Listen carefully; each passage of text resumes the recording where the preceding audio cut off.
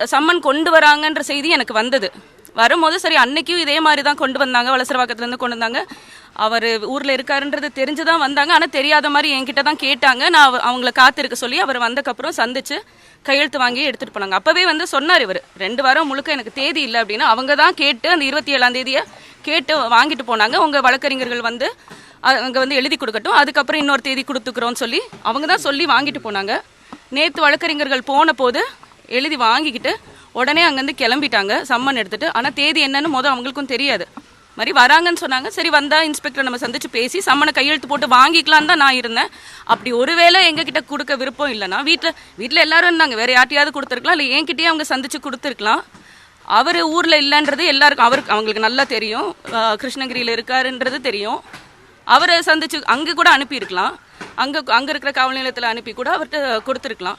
அதுவும் கொடுக்கல. வந்தவங்க எதுவுமே சொல்லலை, சம்மனை ஒட்டிட்டு போயிட்டாங்க. நான் வந்து எனக்கு தம்பி சுபாகர் தான் கூப்பிடுறாரு. கூப்பிட்டுட்டு நான் வெளியே வரேன், இந்த மாதிரி ஒட்டிட்டு போயிட்டாங்க. நீனா சரி ஒட்டி இருக்கட்டும்னு சொல்லிட்டு கொஞ்சம் நேரம் விட்டு தான் நான் கீழே இறங்கி வரேன். நம்ம வழக்கறிஞர் சொல்கிறாங்க சரி காவல்துறை ஒட்டிட்டு போயிட்டாங்கன்னா நீங்கள் எடுத்துருங்க அதை அப்படின்னு சொல்கிறாங்க. எனக்கு அது என்ன பாலியல் குற்றம்னு போட்டு எத்தனை வருஷமாக தான் இருப்பீங்க. சரி இப்போ வந்து நீதிமன்றம் விரைவுபடுத்த சொல்லியிருக்கு. அது என்ன இப்போ உடனே அடுத்த நாளே வரணும்னு சரி ஒரு ஊரில் இல்லைன்னு தெரியும், நீங்கள் வேணும்னே இதை செய்கிறீங்கன்றது எனக்கு தெரியும். நான் வீட்டில் இருக்கேன், என்கிட்ட அதை பேசிட்டு கூட நீங்கள் ஒட்டிட்டு போயிருக்கலாம். வந்து யாருமே இல்லாத வீட்டில் வந்து ஒட்டிட்டு போன மாதிரி நீங்கள் ஒட்டிட்டு போயிட்டீங்க. நான் வந்து வெளியே வந்து பார்க்குறேன், தம்பி இது மாதிரி சொல்கிறாரு ஒட்டிட்டாங்க நீனா. அப்புறம் ப்ரெஸ் மட்டும் தான் நின்றுட்டு இருந்தாங்க. எனக்கு ரொம்ப அன்னீசியாக இருந்தது அவங்க முன்னாடி வர்றதுக்கு. நான் அது நைட் ட்ரெஸ்ஸில் இருந்தேன், நான் வெளியே வரல. சரி தம்பியை தான் கிளிங்க தம்பி, இல்லை போலீஸ் போகணும், போலீஸ் போயிட்டாங்க அப்படின்னு சொன்னார். அதனால நான் கிளிக்க சொன்னேன். நான் தான் கிளிக்க சொன்னேன் அவரை, நான் படிக்கிறதுக்காக கிளிக்க சொன்னேன். அவர் கிழிச்சு என்கிட்ட கொண்டு கொடுத்துட்டு நான் அந்த உள்ளே உட்காந்து அது 2-3 கிழிஞ்சதுனால உட்காந்து அதை படிச்சுக்கிட்டு இருந்தேன். எனக்கு அந்த தேதியை பார்த்துட்டே வந்து அடுத்த நாளே வர சொல்லியிருக்காங்களே, அன்னைக்கு இவங்க அப்படி ஒத்துக்கலையே அப்படின்னு அப்படி சொல்லலையே அப்படின்னு சொல்லிட்டு நான் அந்த தேதியை பார்த்துட்டு இருக்கேன். அப்போ தான் எனக்கு தெரியல நடந்தது என்னன்னு எனக்கு தெரியல.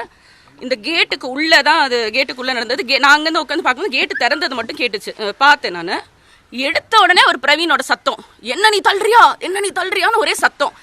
எனக்கு நான் இது சுத்தமாக நாங்கள் எதிர்பார்க்கல. சம்மன் கொடுத்தாங்க, நாங்கள் சம்மனை வந்து எடுத்து வச்சு நாங்கள் படிச்சுட்டு இருக்கோம், அவ்வளோதான். நான் சுத்தமாக அதை எதிர்பார்க்கல. அப்புறம் அங்கிட்டு தள்ளிட்டு போகிறாங்க செய்கிறாங்க.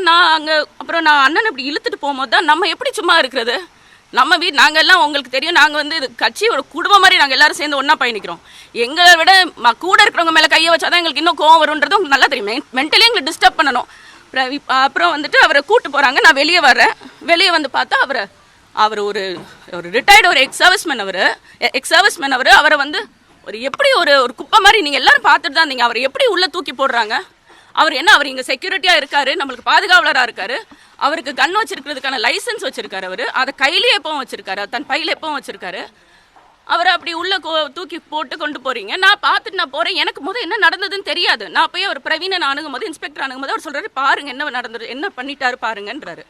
அப்போ சட்டை கசங்கி இருக்கு, அது கொஞ்சம் கலைஞ்சிருக்கும். நான் அண்ணன் எதுவும் தள்ளிட்டாரோ இல்லை வார்த்தை எதுவும் தப்பாக பேசிட்டாரோன்ற ஒரு எண்ணத்தில் தான் சரி சாரி சார் நீங்கள் விடுங்க சார், நான் இது அவங்க கைதளவுக்கு கொண்டு போவாங்க, ரிமாண்ட் பண்ணுவாங்க, நம்ம துளியை அந்த மாதிரி ஒரு சூழ்நிலையே இல்லை. ஆனால் இவங்க வந்து அதை ஸ்கிரிப்ட் பண்ணிட்டாங்க. முதல்ல ஸ்கிரிப்ட் பண்ணி தான் வந்திருக்காங்கன்றது நல்லா தெரியுது. ஏன்னா வலசரவாக்கம் காவல்துறை அவங்க வந்து ஒட்டுனதோட கிளம்பிட்டாங்க. அவங்க உடனே கொஞ்ச நேரத்திலேயே நீலாங்கரை போலீஸ் இங்கே உடனே வந்து அதை பார்க்கணுன்ற என்ன தேவை இருந்ததுன்னு எனக்கு தெரியல. அப்படின்னா நாங்கள் எப்போ அதை கிழிச்சிருந்தாலும் உடனே கிளிக்காட்டியும் மாலையில் கிழிச்சிருந்தாலும் நீங்கள் இந்த வேலையை பண்ணியிருப்பீங்க. யார் கிழிச்சதுன்னு சொல்லி வந்து கூட்டு போயிருப்பீங்க. அண்ணன் அமல்ராஜனை கிழிக்கவும் இல்லை, அவர் அங்கே நின்னவரை அவர் தள்ளவும் இல்லை. ரொம்ப நன்றி மீடியாவுக்கு, உங்கள் இது சரியாக கவர் பண்ணியிருந்தது. அவர் எதுவுமே பண்ணலை. அவர் நிறுத்தி கதவை கேட்டை திறந்து கேட்குறாரு. கேட்டதோட பிரவீன் தான் தள்ளிட்டே உள்ளே வந்து அவரை வந்து கூடவே 2 போலீஸும் வரணுன்ற தேவை என்ன இருக்குன்னு எனக்கு தெரியல.